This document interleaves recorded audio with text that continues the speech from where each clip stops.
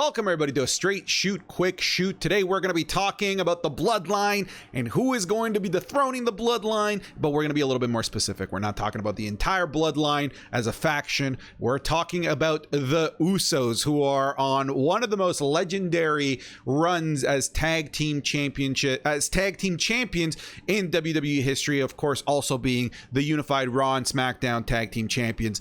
They seem unbeatable. Are they unbeatable?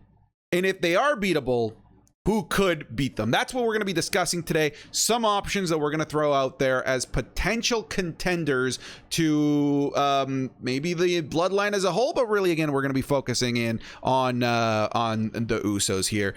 Steve, any initial first thoughts? Anybody that really jumps out as a current tag team that could take down the Usos? Because there's not very many. Santi, right now it's kind of like a one horse race right now because the Usos are just so dominant. Obviously, they are part of the Bloodline faction, which has just been almost like the main name to anything WWE for the last year to 2 years. But you look at it and you look at the rest of the roster, and you're like, you've got maybe 3-4 serious tag teams that have had longevity connected to them, and the Usos have had feuds with probably 3 out of 4 of them and walked over them through and through. So really, there's no one that I can say legitimately is a threat at this moment in time, and probably for the next 3 to 6 months, that could dethrone the Usos. And if it is, it's a massive shock, and creative is going in a different direction. Yeah, so out of the tag team, it's interesting because a lot of the tag teams that we have on this list are tag teams we created. We fantasy booked these, but we do have a couple that are existing tag teams or have had a tag team in the past. So, I mean, let's talk about one of them. I still think this is a complete long shot. I give them a 1% chance. We have the Street Profits. They already lost to them at SummerSlam. The reason why I'm interested in talking about the Street Profits is the potential that they have as individual superstars, because they both Montez Ford and oh shoot, I forgot the name of the other guy. I'm blanking Angelo right now. Dawkins. Dawkins, excuse me. They can both be single superstars, and they're already kind of planting the seeds towards having them go individual.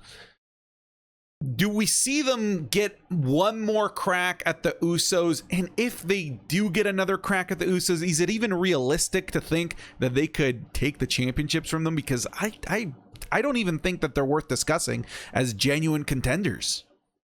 Santi, the cracks are already formed, and I'm going to say this, and just because I love rubbing it in that I'm going to Clash at the Castle. Montez Ford and Angelo Dawkins split or have that final crack happen at Clash, and they'll probably split on the Monday night after Clash at the Castle. I'm going to say right now, it is the Usos versus Street Profits again. Granted, it's probably going to tear the house down as a pay-per-view match, but there'll be a couple of bumps, a couple of miscommunications, typical tag team separation issue. And, you know, I see Montez being the one to finally say, you know what, enough's enough, and off you go, bud. And I'm doing my own thing. So no, the Street Profits are not going to win the tag titles, and they are not going to dethrone the Bloodline. I agree. So let's talk about some other ones, and let's talk about 2 tag teams that are tag teams but aren't right now. So one of those being Randy Orton and Riddle. If they were to get back together, I think it is a very strong likelihood that they could dethrone the Bloodline. How long are we out from seeing Randy Orton? That we don't know. They're really holding their cards close to the chest in terms of the severity of this back injury. We've been hearing, initially we heard 5 months, and then 8, and then a year. So like it's really up in the air as to when this tag team even has the potential of reuniting.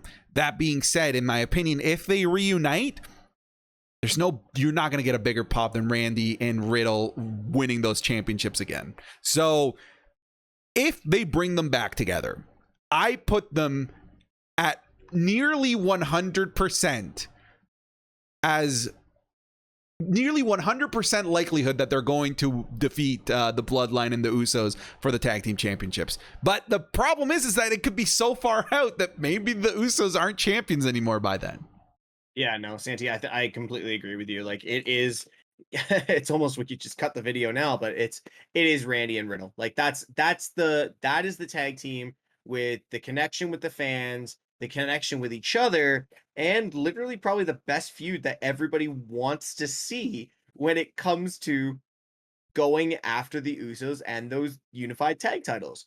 Randy's pop when he returns is going to be incredible. The only little, like, you know how we say 99.999% chance is if Randy returns and it is actually a turn on Riddle, then obviously that's out the window. But I don't see that happening because they need to fill this tag division.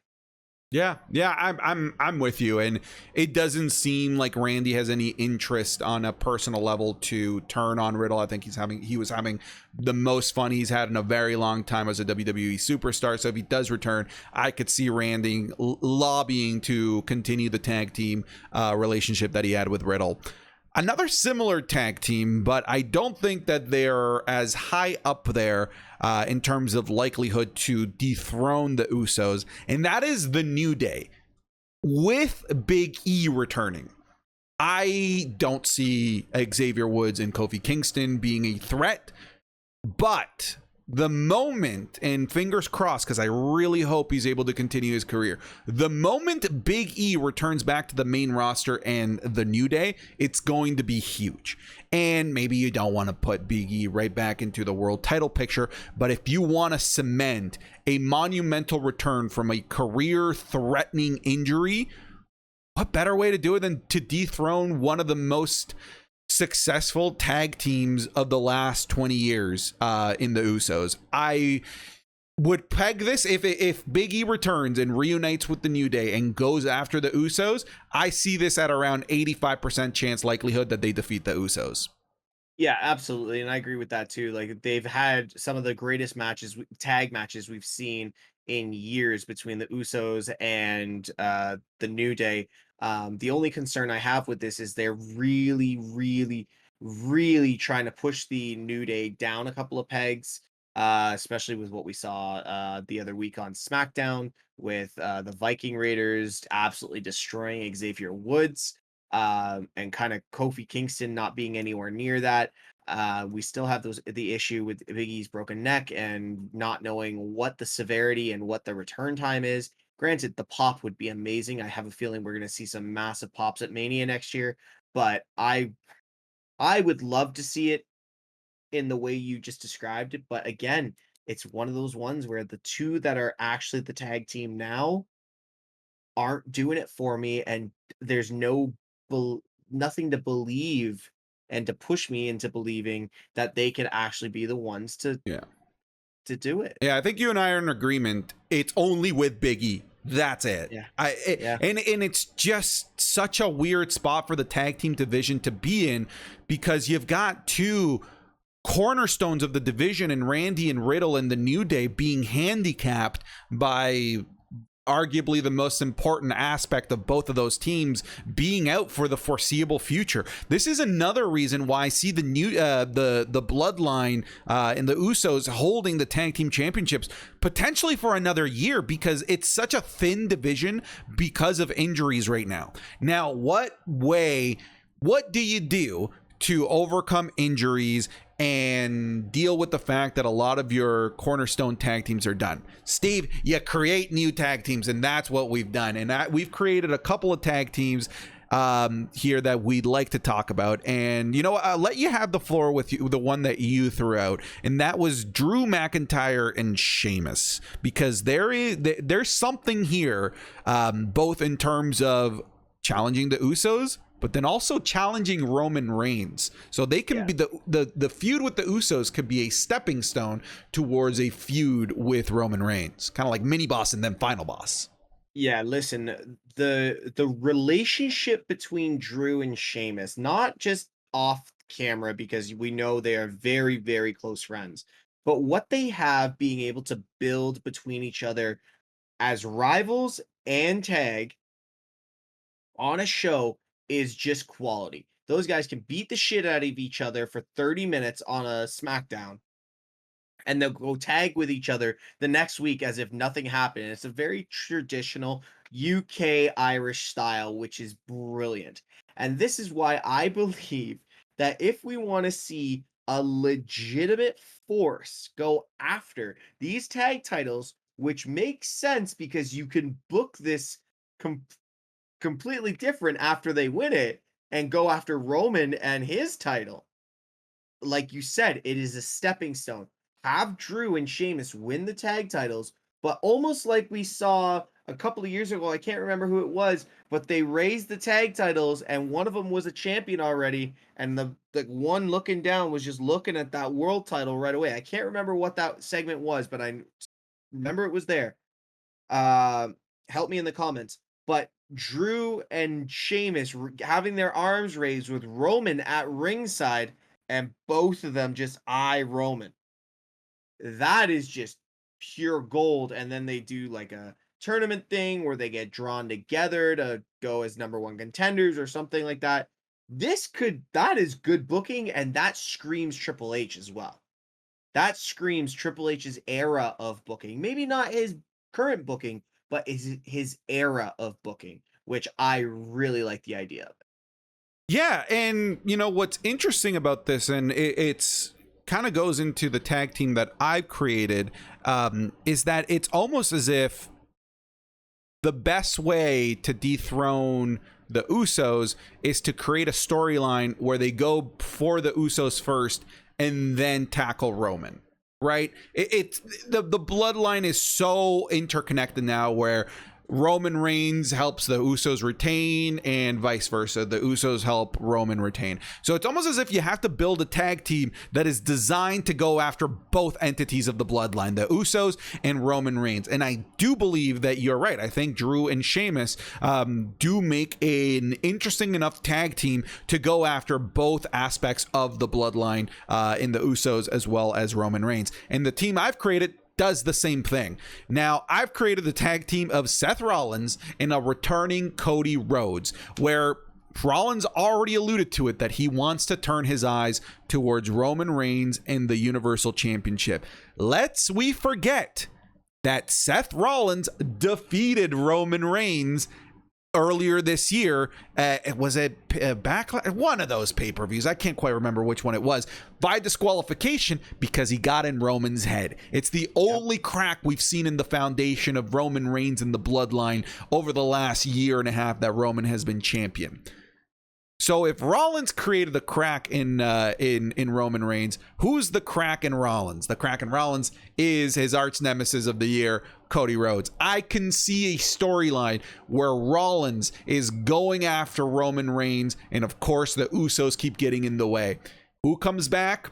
His arch nemesis, to create an unlikely tag team in Cody Rhodes and Seth Rollins. They go after the Usos, win the tag team championships, only for them next to feud with one another to see who gets Roman Reigns. In terms of storyline, that works. It just works. Are they a tag team that is going to carry the tag team division? Hell no. They are a story device to get the titles off of the Usos so that they can go after Roman Reigns, because you can't go after Roman Reigns and have a legitimate, realistic shot at beating him until you eliminate and take down the Usos. That's how I see this building out, where the only way Roman Reigns loses is if the Usos not only lose the titles, but get put on the shelf in a kayfabe injury. And what better way to do that with these two crazy sons of bitches in Seth Rollins and Cody Rhodes? Storyline, it makes sense. And again, it's interesting because even though this video is about who's going to dethrone the Usos to a certain degree become an afterthought if we're using them in the way that you and I are using them, which is the stepping stone towards the bigger prize, which is of course Roman Reigns. What are your thoughts on that? Listen, Santi, I think the way we've built out both of our tag teams is very, very similar.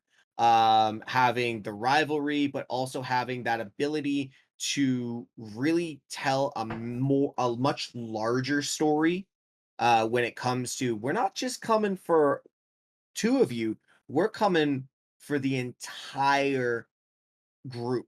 We're coming for the entire chest of gold. And I think there are, I think, well, four. We've named them Drew and Sheamus, and obviously Seth and Cody are the upper echelon of the ones that can say, "Hey, we already have the key to the lock. We just need to crack it open." And one little crack and it all spills out. And I'll tell you right now, what you said about Cody coming back and kind of reluctantly partnering up with Seth and taking those titles and then being like, okay, well, we got these, but this isn't really our main focus, and we're gonna do the business and we're gonna go after Roman and maybe make WrestleMania a triple threat with the tag champs and the Universal. Awesome. Fucking take my money. Take Yeah, my take my goddamn money. But the top contenders, Steve, we left these guys for last because I would say if they were to go up against the Usos, it is an undeniable truth that they would win. We're talking, of course, about Massey and Mansois of Maxim Male Models. I can't even say it with a straight face. I would love this. I would love this if it was like a Hurricane versus Rock style thing, right? Where it's the Usos, this is a laughing matter for them, but then somebody runs in and makes them lose to Maxim Male Models, to Mansois and Massey. I think that could be gold. The thought of these guys being the ones that dethrone the Bloodline is laughable. All I have to say is common Santi L. All right, Steve, where can people find you? Twitch.tv/Mr. Tesh, streaming 4 nights a week, and you guys can find me on all the social media platforms for Straight Shoot: Twitter, TikTok, YouTube. Make sure you guys give us a follow on all of those, and if you are watching this video, make sure you leave a comment and let us know what you think. Santi, what about you? Twitch.tv/SantiZap. All the links will be down in the description. Thank you very much for watching this YouTube video. Make sure to leave a like, join us in the comments, and yeah, we'll see you in the next video. Cheers.